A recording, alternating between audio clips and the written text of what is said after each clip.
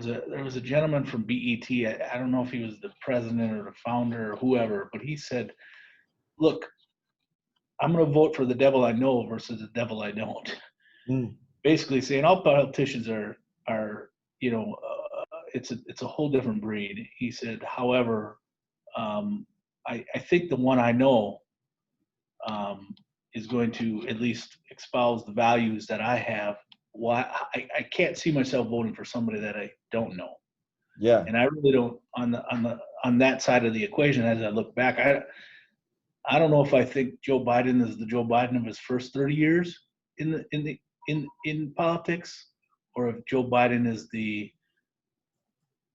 politician of the last 20 years in Yeah. politics. Yeah. And I you take me back 30 years, and Biden might not have been a horrible vote for me. I mean, if you think back about that time, it was Clinton, and he beat George Herbert Walker Bush, I believe. Yeah. Um, and I can remember the reasons why Clinton did some very nice things from an economic standpoint, and Mhm. some of the things they put into law still today have been pretty good. Um, I don't know enough about trade deals to really talk educated on them, other than um, I guess my belief is that we probably are taken advantage of, because we're quick to sign an agreement with anybody who Yeah. wants to sign an agreement, and then when people don't follow through on the agreement, we don't follow up, right? It's kind of the accountability portion of the trade deal that I don't always feel matches the underlying restrictions or qualifications of the trade deal. Yeah. It's very true. I mean, that's why I kind of I get frustrated when in general with like executive orders, because they're just like, for the most part, documents, right? So people get Yeah, all excited, whether, Obama was left and right executive order, now Trump left and right executive orders, and what do they actually result in? And sometimes it's the same with these trade deals. I mean, they're targets that are put in place. Maybe something happens, but in the end, who knows if it really has a meaningful impact, yeah. If it's truly free and truly unencumbered, you don't need a deal around it. So Yeah. But in you know what I terms will say, like, and this is what I said to Marianne also, like that's one of the things that I appreciate the most about the Trump presidency, actually, is the relationship with China. Not that I thought that we needed to have a fight with China, and not that I think that where we are right now is necessarily a good place, but I just thought that we needed to recognize that China is now more of an equal than anything else. I mean, they're bigger than us, and now their economy is the same size as ours, and who knows what's going to happen in the next few years. But somehow our trade policy with them was sort of stuck in the 1980s of, we need to help China, lift China up. yeah, And for Trump, clumsy as he is, and maybe not having a real plan, somehow, opened up that debate again. But then if I look at it from my perspective, I'd say I want someone who has a plan. So how are we going to play this game of chess with the Chinese? And I just don't trust Trump to play a game of chess. He's the kind of guy who like flips the chessboard over, yeah. I would absolutely agree. The only thing I could say about looking at from the other perspective, Trump may be the guy that flips over the chessboard and walks out of the building. Um, I often feel the other side of the chessboard is starting with four less pieces. Yeah. When we're the strongest player in the negotiations, we shouldn't. And I think you see that in some of his foreign policy successes recently in the Middle East. Yeah. Um, playing from a position of power. That's one question great for your dad, because I think what he's learned in all of these acquisition talks is when we first started, we were kind of clumsily kicking through it and so on and so forth. But after we got an understanding, we don't go into negotiations like we did early on. And this is my perception. Yeah. We go into negotiations in a position of power. We just let the other side get to the point we are through communication, Yep. right? Look, yeah, I know you want 15 times book on your stock, but let me tell you something, and then go through the numbers and look at our return over the last 20 years versus your return, and look at the and really get them to understand that position of power and why it's going to Yeah. make more sense to come along with us than to be looking for concessions in that deal making. And I think that's one thing. I hope all this foreign negotiations with the Middle Eastern countries goes well and sticks, because I do think there's an opportunity there. Israel is a very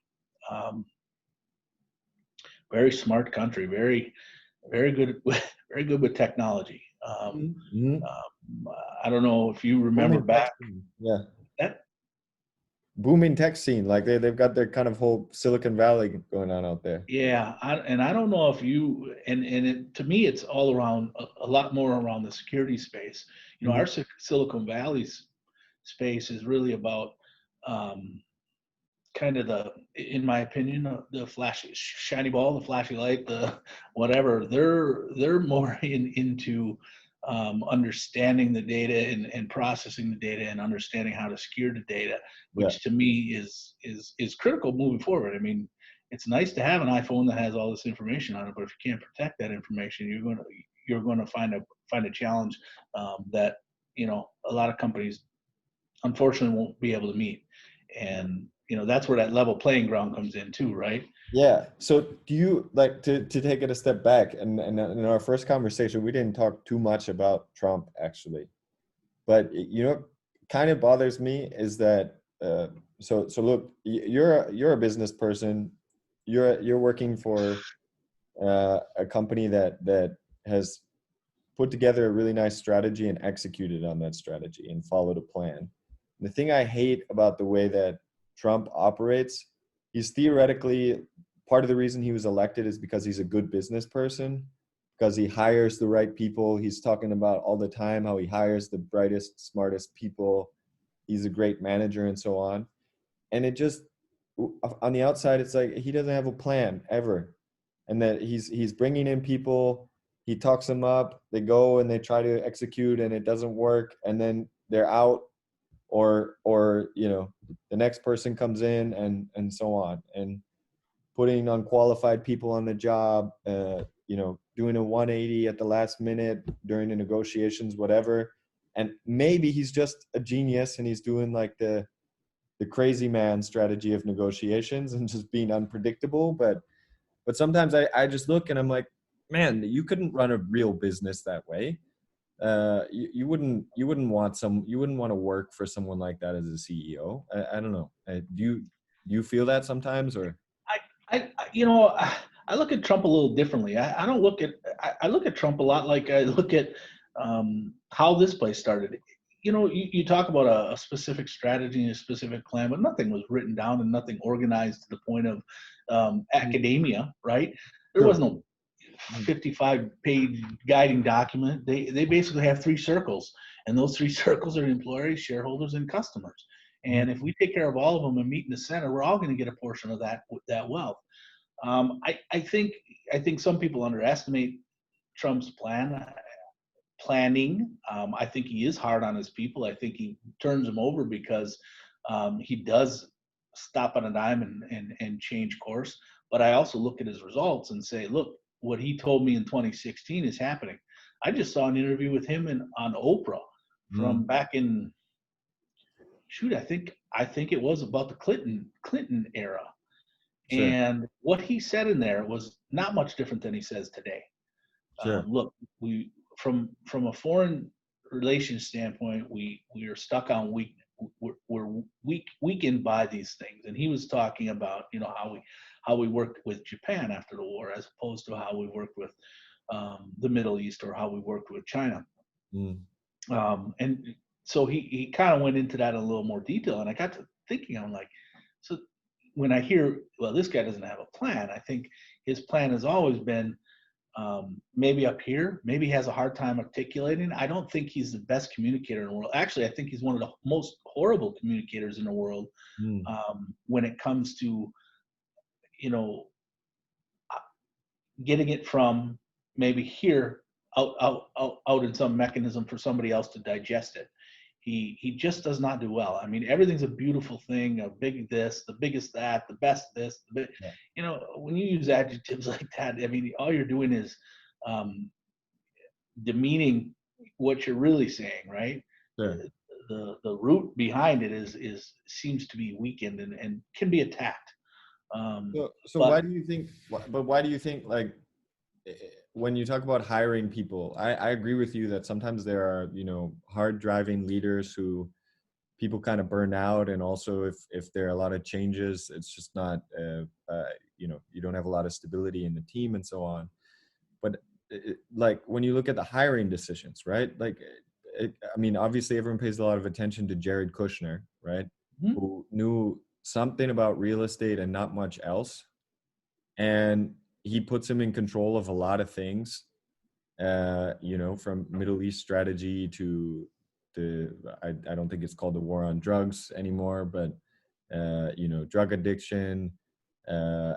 He's been involved in housing. He's now been involved in the coronavirus response.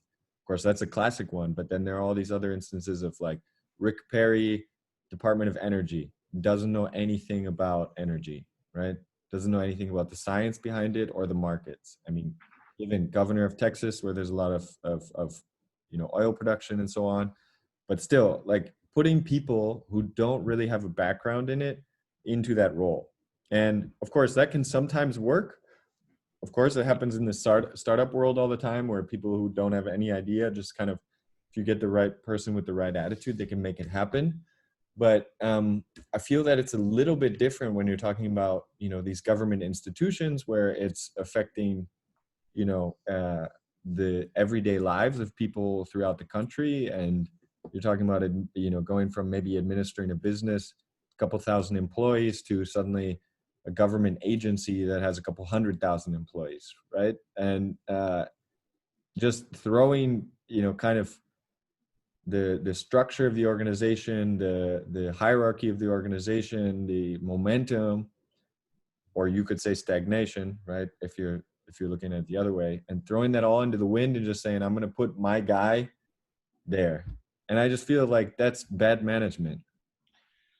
well, I'll be frank on this topic. I think he came into office maybe a little shocked and surprised he won. I, I mean, I can't think of any other way. I think what has unfolded in 3.5 years is maybe clouded that up a little bit. I mean, he was hiring people who the um, he was getting advice on these positions to fill them in, right? And Donald Trump is kind of a gut heart guy, if you ask me. He's kind of a guy you walk in, you talk to him. If he likes you, I watched The Apprentice. I mean, Dennis Rodman had no business in some of those later episodes, and I'm like, this guy is completely out of his mind. Yeah. But I think he was kept around because of Donald's sheer like for him or whatever, and it's a bit of a heart pull.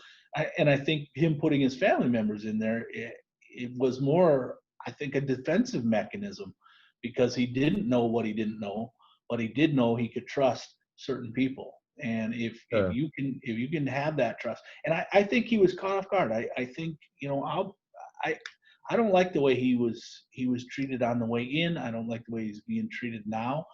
I don't think some of it. He probably deserves some of the bad press. He probably deserves some of the critiques because, again, I talked about his communication style Yeah. is not good, and when he's off the cuff, he's liable to say something that is maybe it opens the door for criticism. Yeah. Yeah. It's not it's but I also like the fact sometimes that he does say things that opens the door for criticism because then you can see where the other side is at or the other opinions at. if you don't do that, that's kind of where I was quoting that BET founder about I I don't want to vote for the devil I don't know. I'd rather vote for the devil I do know, Sure, uh, sure. because I Do you think. remember? Go ahead. I think it's just a challenge with Yeah, him. He's come into an environment where he has never been before, and he's trying to run the country. And DC, as small as it is the wealthiest place on this country. yeah. Do, And all those people had a stake in the game, and he didn't really. so, like, what I would look for in that instance, because I think I might buy that. I think he didn't expect to win, probably, and he at worst case was thinking he's getting some publicity out of it, and he likes being the center of attention. I think we can all agree on that. Uh, and and I'll give you that. But what I would look for then is him acknowledging that he needs help and finding advisors who really can help him work through that and build up on his deficiencies and weigh out some of these issues. And I understand that maybe there's a trust aspect, and maybe he's coming from a 1970s, out of his context, the 1960s, 1970s, 1980s New York context, where he has to sort of like have a family mafioso type approach to life. I don't know, but I remember in 2016 he did a campaign stop at St. Norbert College in De Pere, and he said in the midst of that talk to all of the college students something along the lines of, what you need to do is surround yourself with people that are not as smart as you, because then when you're saying things, they'll support them, they'll give you positive feedback, and you'll always be able to get them to do what you want. I'm obviously misquoting, but it was Right, right. along the lines of, my strategy as a leader is to surround myself by sycophants. I'm saying it wrong.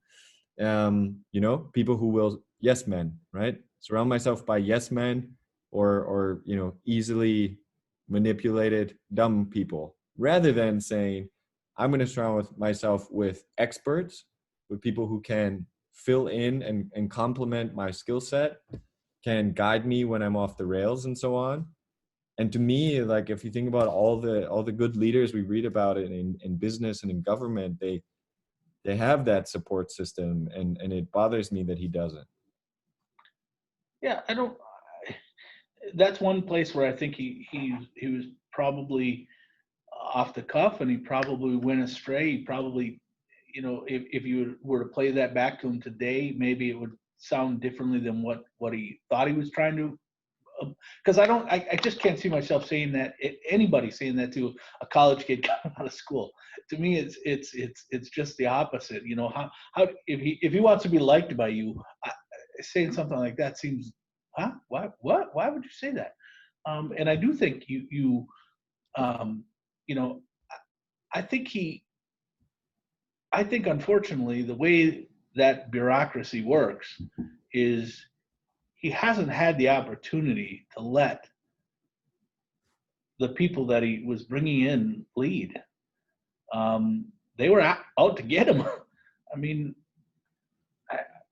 for 4 years they've been after him.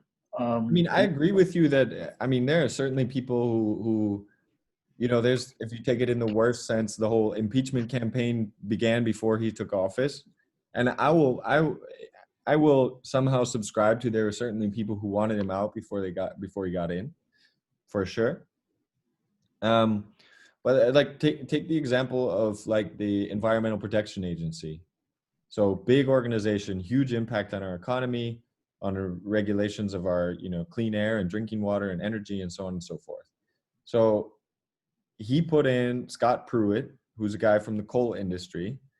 And one of the first things that they did was try to get a list of people who believe in climate change and who publish things about climate change, to be able to fire those people. And you can see it in terms of the numbers of people who leave these organizations after a Trump appointee takes control. You have career public servants leaving all of these agencies because the Trump people have come in and taken control and are changing the way things are done.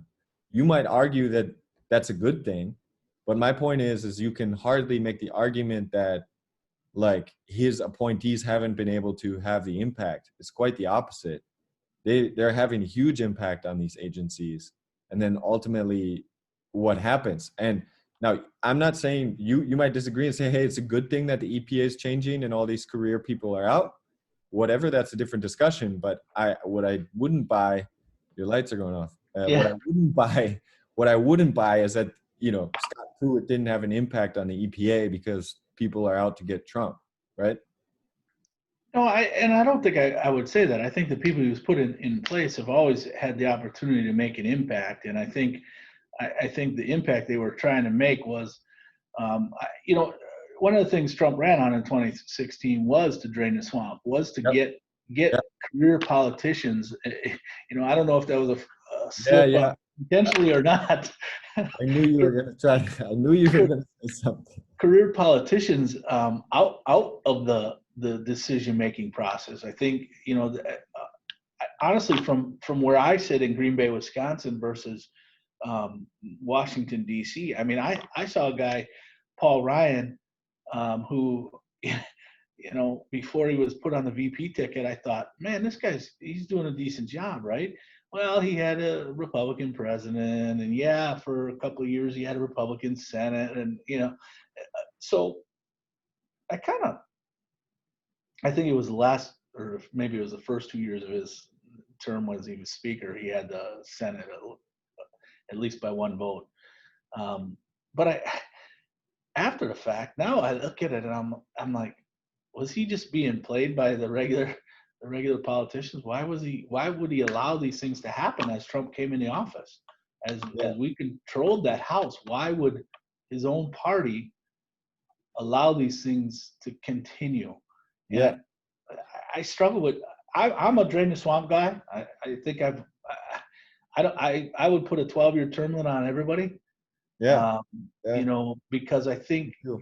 you're never going to get any new and fresh and new, you know, whether it's climate change or agriculture or urban housing and urban development. You're never going to get any new ideas if you continue doing the same as you have in the past. So I guess I looked at Trump as a transformational figure and somebody who was going to go in there and unfortunately called the herd a little bit, right? I kind of would, but I would say that you had me until the end. Not, I shouldn't say it that way. I agree with you when it comes to the politicians, right? What I do disagree with is like the career public service people. I think it's good to have a combination of sort of new ideas and new demands coming in from, you know, the electorate through the politicians that they elect, playing off of the deep expertise and knowledge and, you know, in the case of the EPA, maybe the science, right? In the case of, I don't know, HUD or whatever else, the expertise about communities and so on, like those two aspects playing off of each other. And so I don't like the idea necessarily of just gutting the agencies just because they've been there so long. I think you need a mix of both new ideas and expertise. I don't disagree either. I think, you know, I can't speak to his gutting because I can't really. I'll be honest. I'm not Yeah. familiar with how many people left and how many people came and so on and so forth. But if you look at the government in general, it's probably down about 20% from the Could be. days, you know, total staffing from the days of Obama and Bush before him, and so on and so forth. So yeah, there's certainly been some gutting. I guess I just don't see the. It's hard to say the difference between a political servant and a politician. And the only difference, in some of my opinion, there is a politician does have to get elected, right? So he's going to say anything to get reelected, Yeah. right? And if you're in a conservative administration and you're maybe not, if you're not pulling the same way the rest of the ship is pulling and you're pulling the opposite direction, I'm not saying necessarily that it's not time to leave. I'm just saying, look, if you're either on the boat or off. It's a lot like here, right? If you're the one constantly pulling in the opposite direction, trying to steer this boat to whatever, say it's Milwaukee or say Yeah. it's to Minneapolis or Chicago. We want to be the biggest bank in Chicago, right? And you're in the leadership area.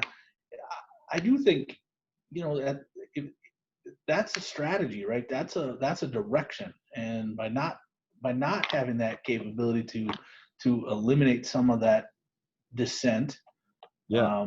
but a true servant, I don't think has a guiding compass, right? Mhm. They should be able to speak their mind, right? Black is black and white is white, but you know there is some gray area, right? They should be able to go into that gray area and make direction. But if you start pulling against the direction that the administration wants to follow, I guess I don't have a problem with that because I think that's done in every business everywhere. I would, it's interesting. I think I agree with you when you look at it from a business, but somehow it's different when you're talking about government. And I honestly think that that's actually one of the things that makes the US great, actually, is these institutions like our EPA, for example, or our we'll say, let's see, Department of Energy or the CDC, or some of the more, we'll say, that interact with the citizens like IRS and so on. Is Those are that some of the strangest positive just pieces of government that just uh, wait, I'm getting there. I'm not saying that they're intrinsically in themselves great, but the difference between how they behave and how stable they've been and how reliable they have been in their interactions with us as citizens compared to other countries.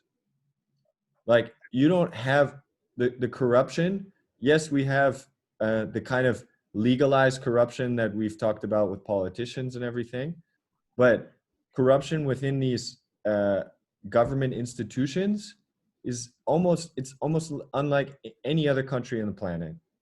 Like, that we've got these people who are very dedicated to a specific area, that there's a well-functioning institution that achieves its purpose.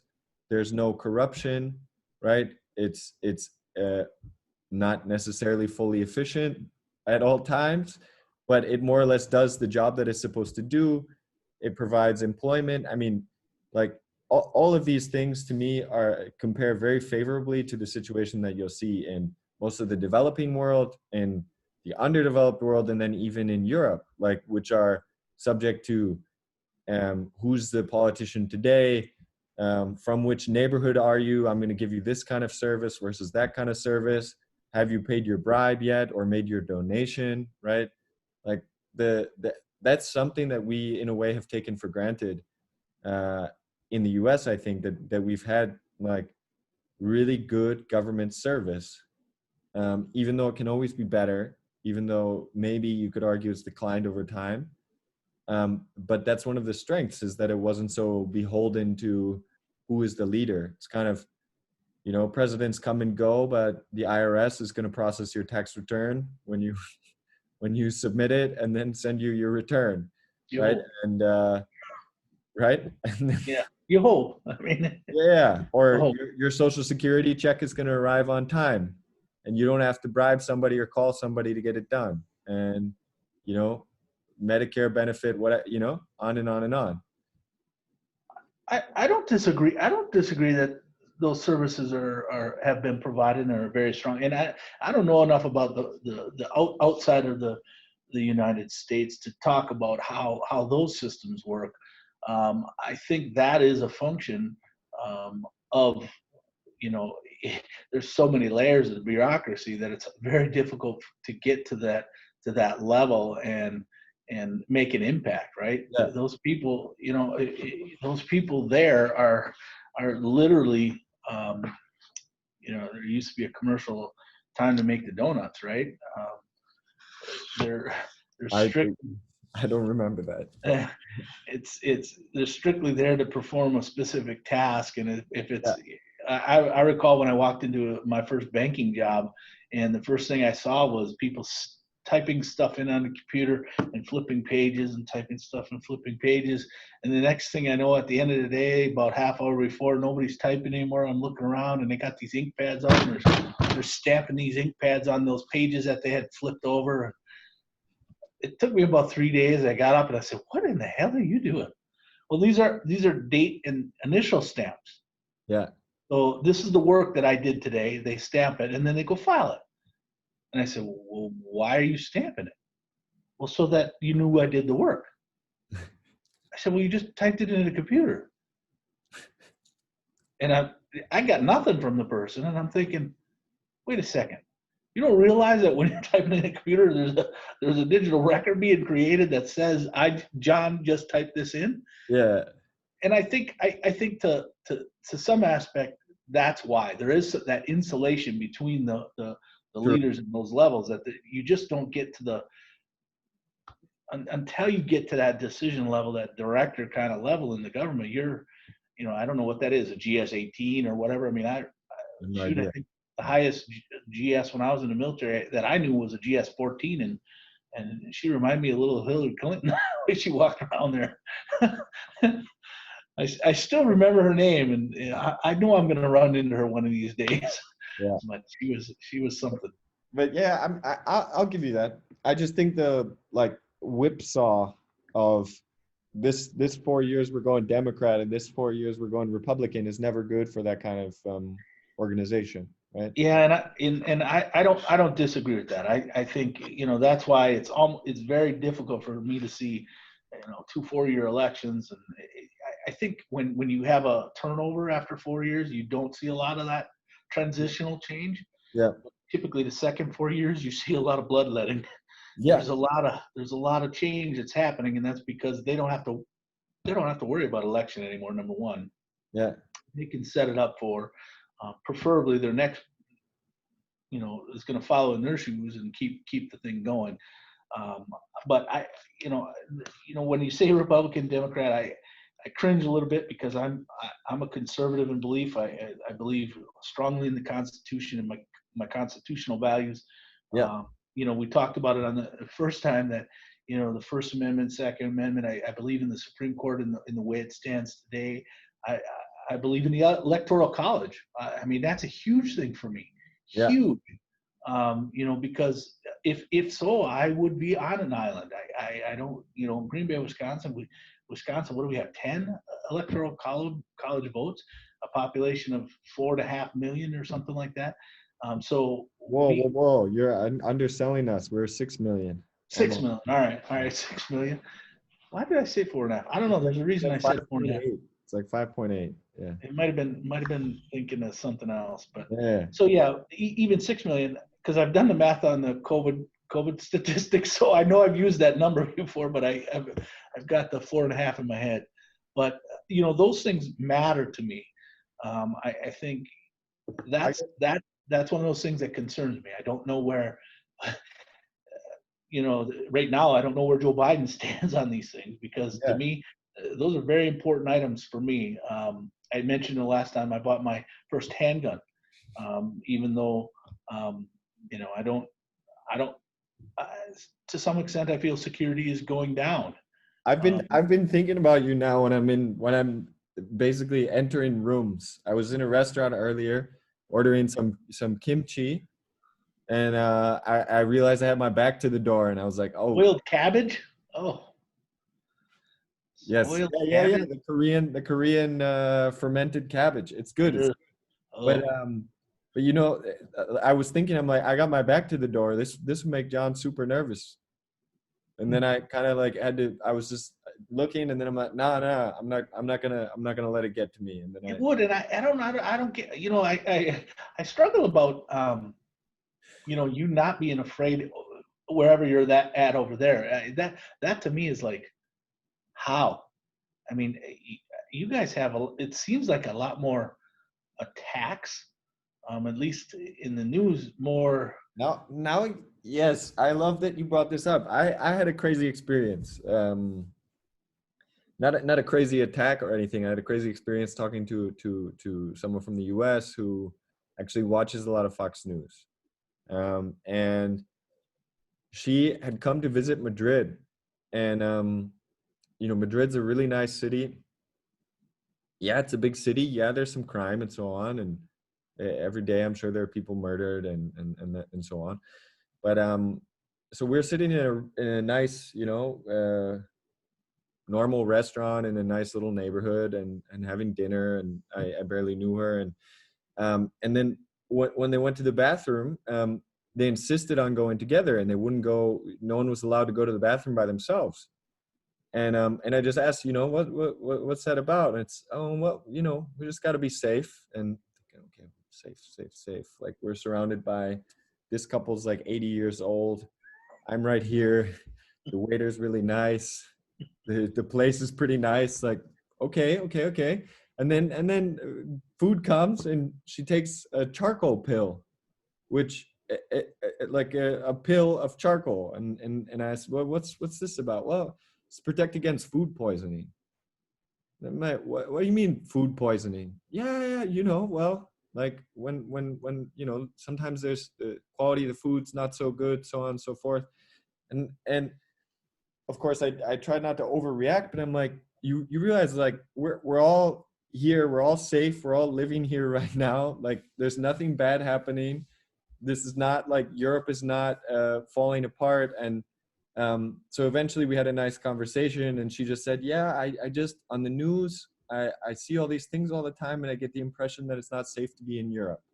And that there are whole cities where you can't go there if you're not a Muslim, and there are terrorist attacks every day, and the socialists, this or that. And I'm like, yeah, there are problems, and it's absolutely not perfect, but man, to be honest, I feel safe. And I could also, get shot in a school in the US, or get shot in a mall in the US, or, get robbed or get in a car accident. And here I'm just in a nice little neighborhood of Madrid, surrounded by normal people having good food. Well, I And think, it's anecdotal, I know, but it's just, I feel like sometimes, it's, in particular, Fox wants to paint a picture as if Europe is in total collapse. yeah, I can't speak for Fox because I don't have cable, so Nice. I don't partake in that. I use the new media. I use the YouTubes, the podcast, you name it, Nice. um, to get my information, because some of it is, I like to hear what I like to hear, right? I Yeah. guess. So I do gravitate towards conservative thinkers, not necessarily conservative thinkers like myself, but conservative thinkers all the same. I also think that point you're making there is not truly about Fox News. I think it's about the media in general. For They sure. try to create a narrative, and that narrative is what's driving, whether it's fear. Mm, Uh, you know, I'll be honest, I'm not in any hurry to get to Europe, but it has nothing to do with security fears. It has more to do with um, I, I I'm spoiled here in the U.S. I mean, I'm truly spoiled, and other than the history of Europe, if my wife were ever to get me to go there, it would be on some WW2 trip to see all the sites and kind yeah. of go to those sites, right? It Yeah. wouldn't be to enjoy the culture, although I'm sure I would. I'm sure that wouldn't be a problem. I mean, Seth is over there all the time, and he's always talking, "Oh, this is the best this, and this is the best this." I'm not real. I don't try a lot of new foods that I don't much care for. I'm a little bit. I saw your reaction to the kimchi, so. I'm even concerned. I've had it. Um, I had it probably before you were born. I was in the military when I had it, but I probably would never have it again. There was also a wine that was made in Korea that I drank too, and that was pretty wicked too. I Yeah. don't remember what it was. It was almost like a moonshine.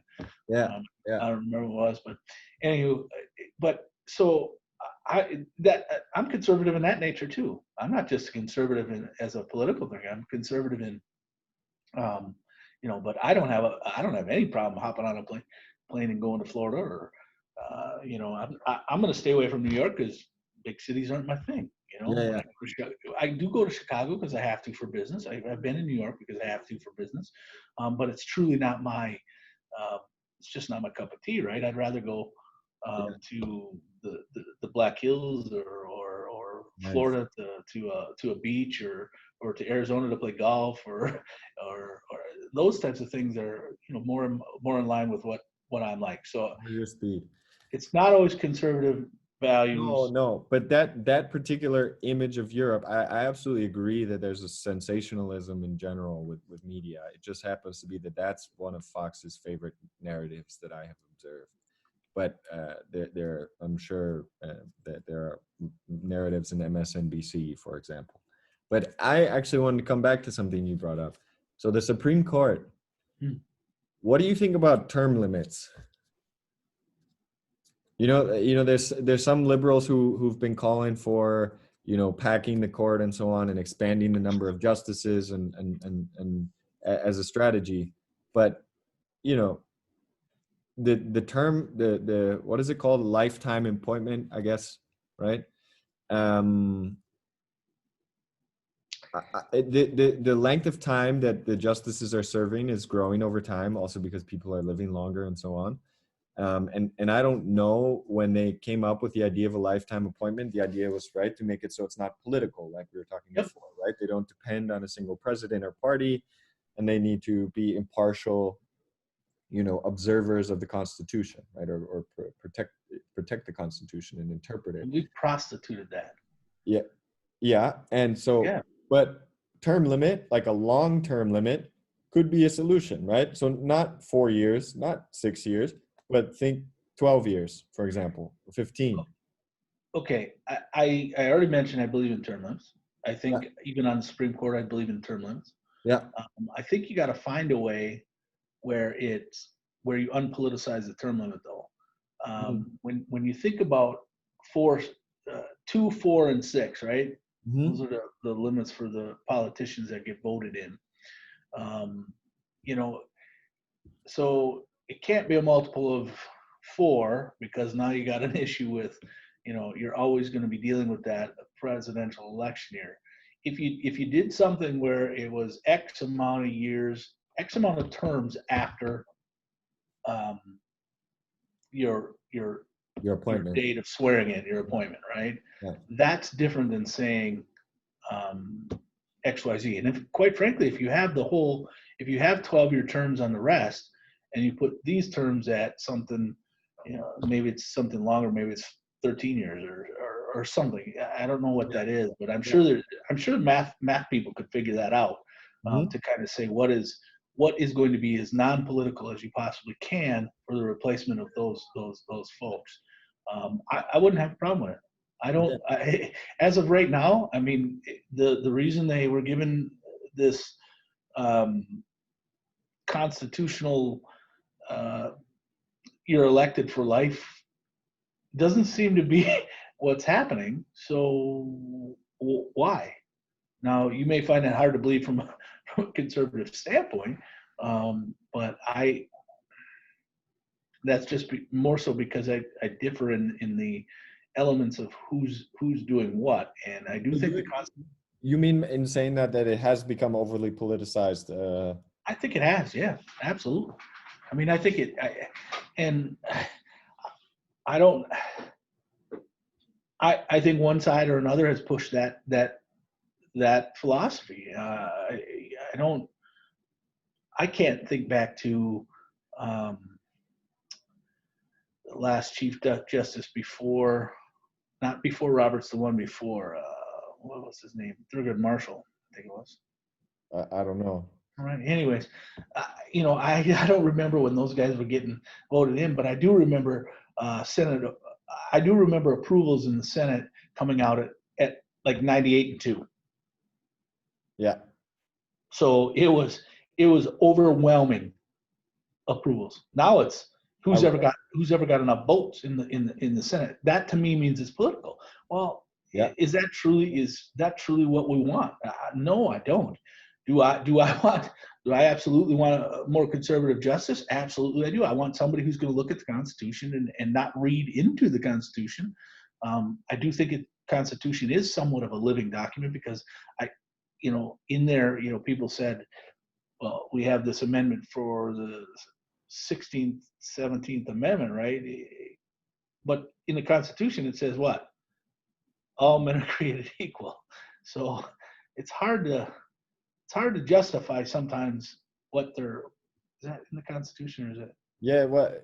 Yeah. I mean, but then you have to say who defined what men were, right? And Yeah. And that's where it, men. again, I think as that's where the literal definition of what a man was certainly White landholder. the challenge, right? Yeah. Exactly. Yeah. I mean, you can. The other classic example is a well-regulated militia. Does that mean you have the right to bear arms? Yeah. So then to me, I see that and I'm like, did that mean everybody should have a gun whenever they want it? There's definitely an argument there, but I would say you can't have a militia without weapons. So if the feds are the people you're protecting yourself from, how the hell can you not? Yeah, but you can't have a militia without training in an organization, which is the point of like, you can't just give anybody. You got to have people who are licensed and trained. Yeah, and I think, group, right? those regulations are in place. I mean, I just got my concealed carry. I had to go through, training.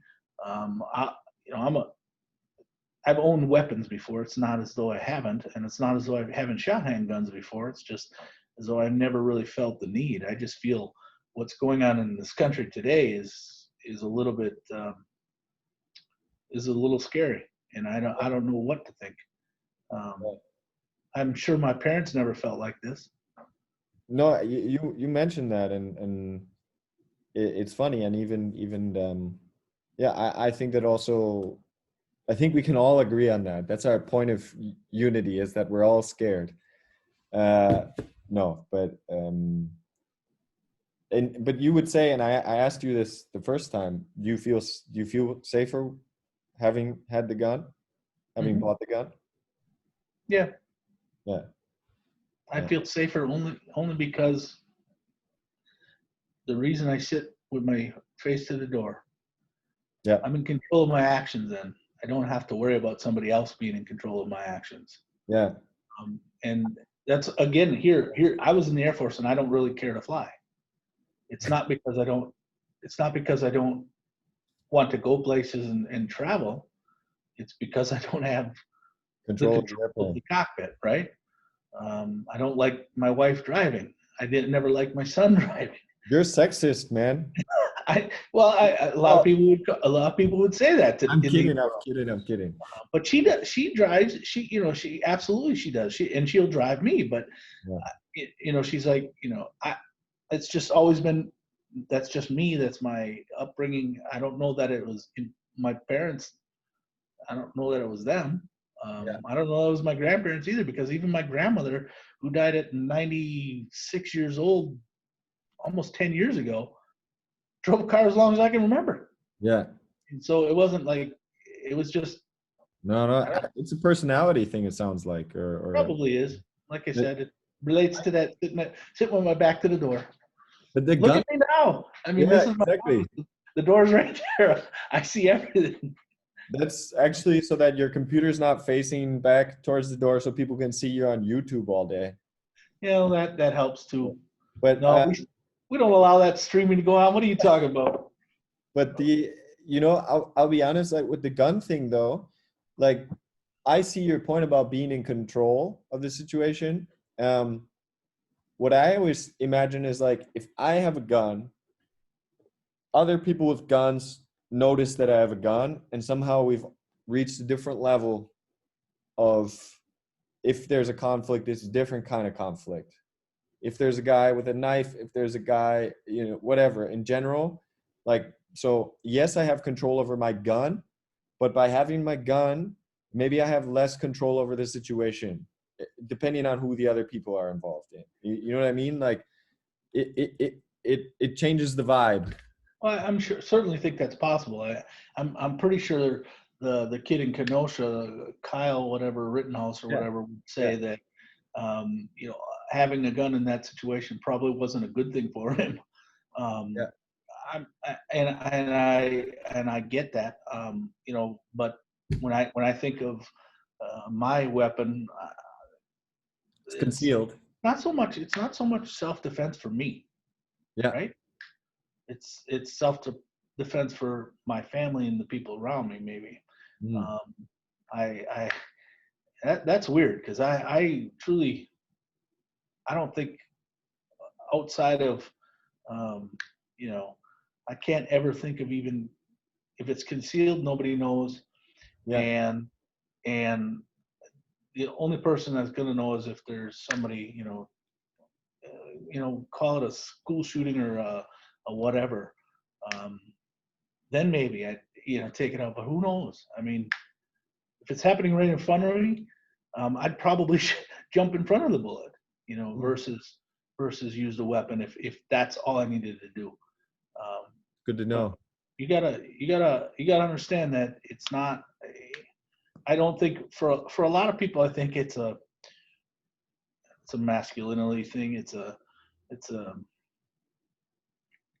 you know, this is my right, and Sure. you know, I think some of that, you know, chest pounding is not good.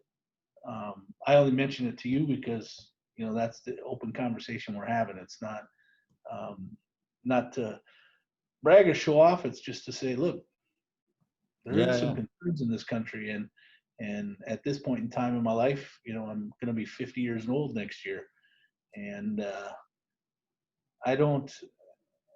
You're not as Again, good. I've lived a good life, and the good Lord is going to take me when He's going to take me, whether it's COVID, you know, I don't know, ingrown toenail, I don't know, you know, somehow I am going to get to the next stage in existence. So Yeah. Do you how do you feel about in general, you know, some sort of middle ground there on gun restrictions? Because I think you you do have some people who want to outright, you know, ban guns, right? I think that's a very small minority. Most people I know want smart regulation of guns, right? Limited on limitations on what type of guns, who can get the guns, and how easy is it to get the guns, and then where can you have them, right? But I would guess that, and maybe I should look it up after this call. But like I would guess that the majority of people are in favor of, you know, licensed handguns if people are getting training. You know, there aren't. I don't think there are a lot of people who are going to say nope, never. Nobody should. Nobody ever should have a handgun. Um, and like how about that middle ground? I mean, do you? I don't think that's a problem. I mean, to drive an automobile, you got to get it renewed every 4 years.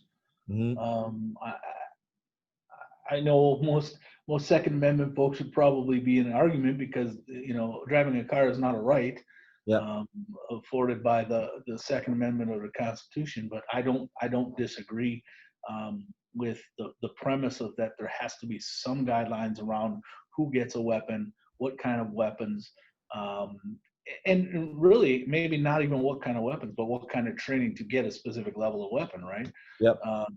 Maybe it's more frequent if you're looking for something like a M16 or something, or something along more automatic.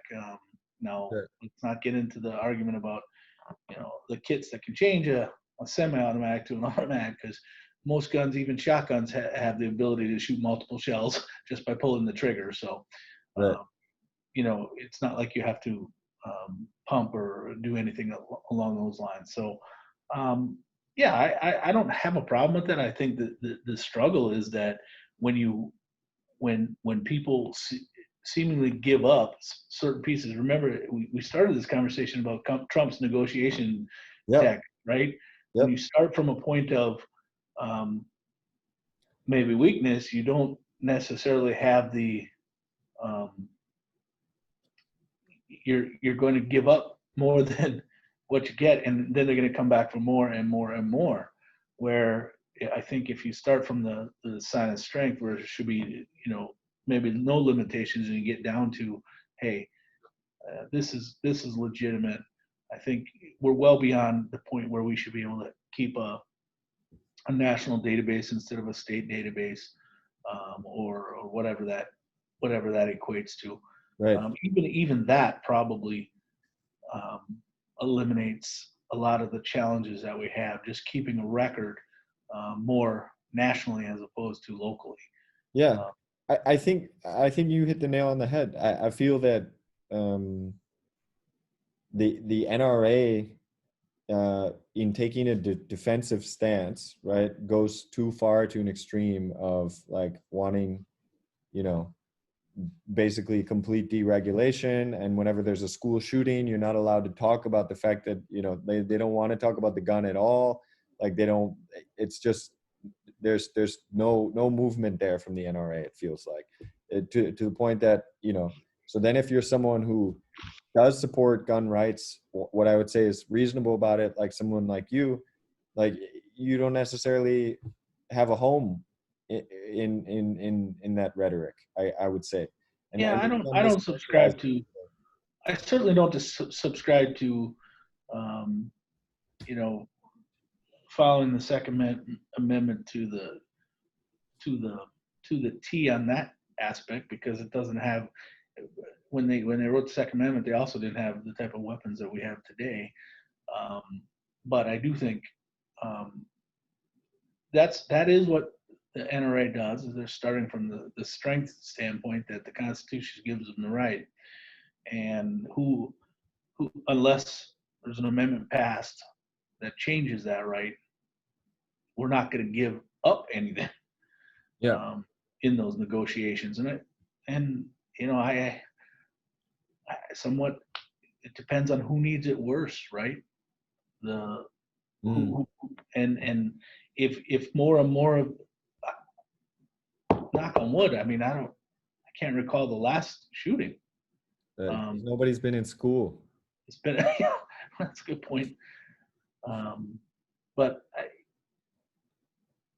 Yeah. No, I I don't mean, know. I don't think I'll be honest, I don't think we're done with it, with the school shootings. And I think that there's going to be a lot of psychological damage happening Over. in 2020 that unfortunately will result in some unstable individuals perhaps bringing guns places. And I mean, we're already seeing it, right? We've seen a few cases with the protests and everything. But I just think, like, when you look at when there's a school shooting and when the gun conversation comes up again, you don't see almost anyone on a national level, on what you could call the left, uh, calling for a complete and total ban of weapons, right? But you do see the NRA almost taking the stance of they're not going to budge even an inch, right? And I just see like that there would be a lot of opportunity to just walk back a little bit from the edge and say, like, yeah, let's get this national database going. Let's require, for certain kinds of weapons, maybe a psych evaluation, or require regular training, or even things like, in certain countries here in Europe. I mean, you think that people kind of act like guns are banned here. They're not banned. I mean, there are hunting weapons, and there are certain countries that have restrictions, like, you gotta keep your ammo somewhere different from the guns themselves, or you can have the guns and you can have a certain amount of ammo in your house, but then you've got to like store your ammo at a gun club, right, to avoid things like kids getting a hang of them, or a hand on them. And yeah, it's like there's a lot of room in between ban all guns and unrestricted Second Amendment rights. And I just wish the NRA would somehow be able to walk back to the middle, right? I, I I don't know that I want them to walk all the way back to the middle, but what I would say is that, sensationalizing a tragic incident is probably not the best course to go into that debate. True. And when the opportunity does arise, when a leader gets in office and can make some you know, concessions and, I call them concessions because there's things both sides will have to give up Yeah. in order to get something that's going to work. And I just think in the heat of the moment, the call comes out to do this, or the call comes out to do this, and I think all they're doing is rallying the other side to say, look, um, you know, this is not. I don't think the other side even says this is not the time. It's just not emotionally the right time to be in a negotiation when you're talking about taking something away. I agree, but I feel like it never gets anywhere. And if you look, so Trump's not going to introduce something like there's very few. It's to the point now that unless you're a suicidal Republican candidate, then you're going to go against the NRA. Yeah, but don't you think Trump could introduce something like a national database versus? Yeah, I would love to see him do that. But I was going to say that I think Obama also wanted to make changes. And what was the reaction? The NRA ran these whole campaigns, ran campaigns around him wanting to take guns away. And like I said last time, gun sales went through the roof during Obama's tenure, right? You should see him now. Yeah. Yeah, but I'm just saying, like, man, the guy never even got a chance to introduce gun legislation, whether it was before, during, or after a school shooting. Like, it never happened. And the only thing that did happen is that gun sales went up. But don't you think that because of when he introduced those things is part of the problem? Had Obama ran on that premise of, hey, say I want to put in a national database for guns, for weapons, and it doesn't have to have a lot of personal information. It just needs to be, hey, these people have been checked, and every year they have to go through this specific process to renew their license. No, my kid's got to go get a duck stamp and a goose stamp and to hunt. They gotta get a fishing stamp. So you think Trump's going to do that? No,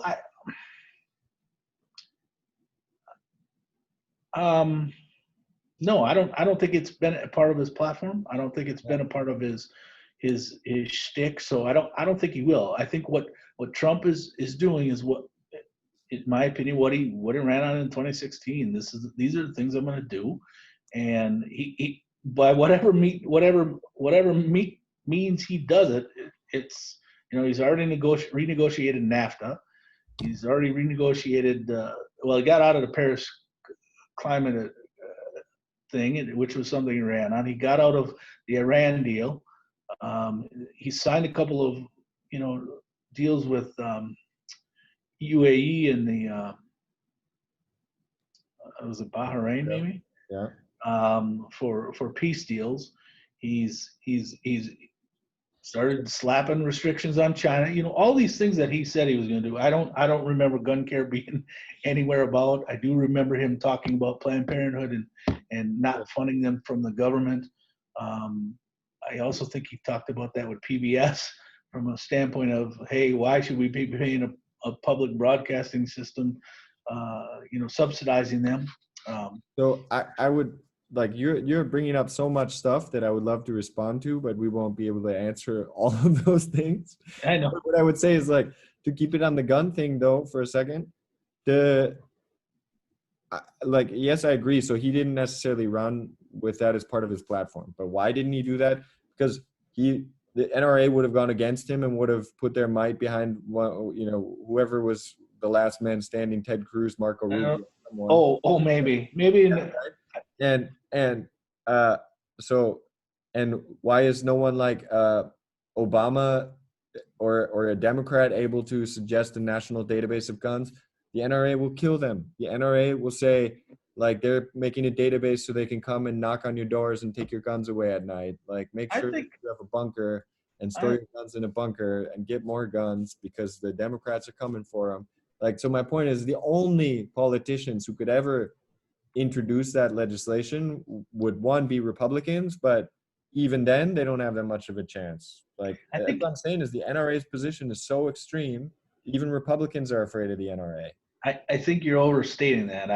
I think had Obama done that in his first term when he had control of both houses, he had an opportunity to do something like that, and he didn't do it. Man, do you Um, remember when they the- did the army exercises in Texas and there was a whole conspiracy theory about Jade Helm? Remember Jade Helm? I don't. There, Sorry. there were routine military exercises in Texas, and somehow it got out on the internet that it was Obama like basically invading Texas and people going around and like setting up barricades and shit and Damn internet. getting their last minute munition buys because Obama's invading Texas. Like, Hey, if I find it on the internet, it's true. yeah, No, it yeah. has to be. So you're No, the guy. Yeah.